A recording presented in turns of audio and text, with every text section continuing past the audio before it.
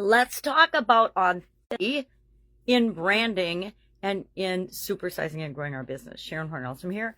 And one of my core values and foundational things in the people that I deal with and the companies and businesses that I consult with is, are you who you say you are? Do you show up as who you really are? Are you authentic? Are you authentic, consistent, persistent, resilient, etc.? Because those are the businesses that I choose to work with.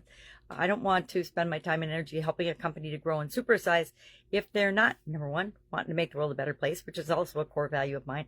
Obviously, we're talking about core values today for this year's annual challenge with respect to financial growth. And that actually tied in today's topic pretty well. I'm going to share 7 different strategies that you want to use when it comes to showing up in the world and creating an authentic brand. Well, why the heck do you care? Why do people care if you're authentic or not? Well, we care. I care because then people know what to expect. They're more likely to do business with us because they're more likely to know, like, and trust us. And people do business with businesses they trust. People get involved in relationships with people they trust. People spend money with people they trust. And so all of the reason we want to be who we say we are and show up consistently is so people know, like, trust us and continue to do business with us or choose to do business with us in the first place.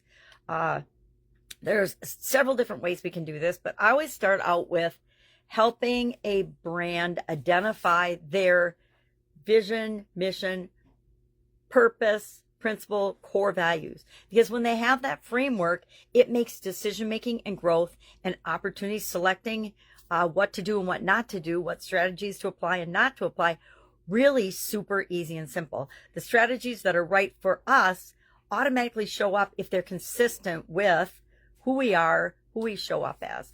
And we want to create that framework and that foundational work in the first place anyway when we're starting our business.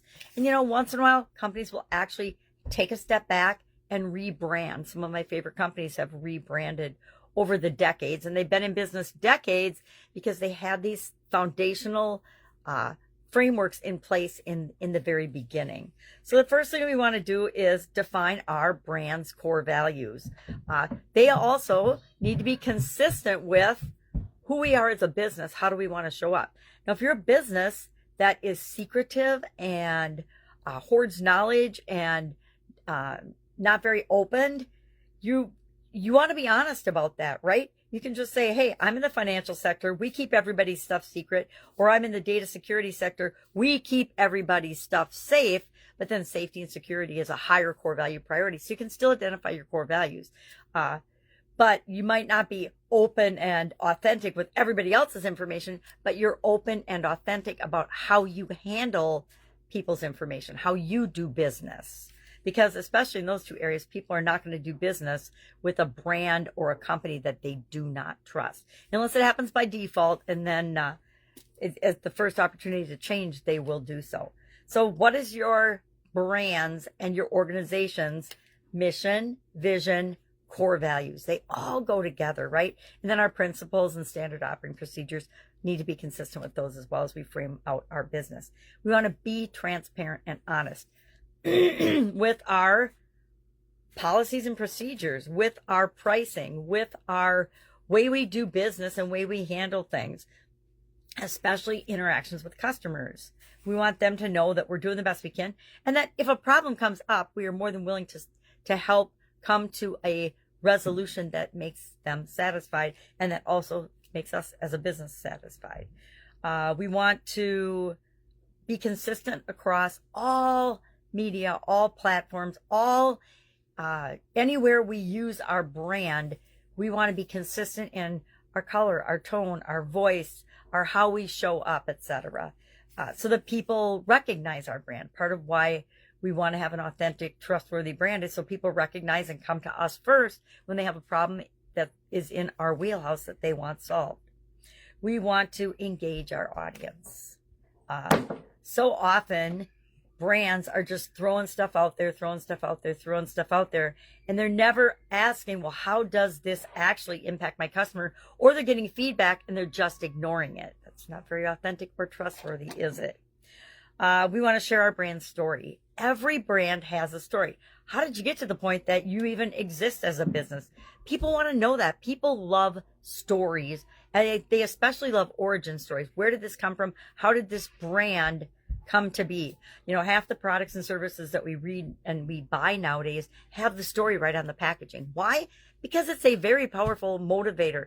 If somebody developed a business because their grandma had cancer and they wanted to create this magic drink to help people with cancer, and that story is on the packaging, people are more likely to be emotionally engaged, read that story, hear that story, and then, as long as it's true, by the way, don't make up stories for your brand to make it look better, because nowadays, in the knowledge and the information age, you're not going to be able to use fake things and get away with it for very long.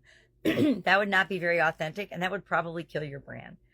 Showcase user-generated content. My favorite content is user-generated or guest content. Why? Because I get to share it. I get to share how other people are experiencing my business, and I don't have to write or create that content myself. And by spotlighting that, guess what? You get instant credibility, authenticity, and trust, because you're not talking about how awesome your company is, someone else is. That's why it's so important to share testimonials, video testimonials, feedback that you get from customers, even if it's bad. If you do something about it, share what you got, share what you did about it, and that immediately gives people more confidence in your organization. And finally, we want to highlight our social responsibility. What are you doing to make the world a better place? Share that everywhere. Share it on your social media. Let people know how they can get involved to support the causes that are important to your business as well, because that makes your brand seem more human and more real than just a brand that was created to promote your business. So, love to know, how are you building authenticity into your daily operations, how you do business? Have you identified your core values, your mission, your principles, your purpose, your values, etc., for your organization? And if not, I'm going to say, why not? It might take a couple of hours to sit down and do, but if you haven't done it yet, right now, today is the time to do that, because it will make your life and building and growing and supersizing your business so much easier.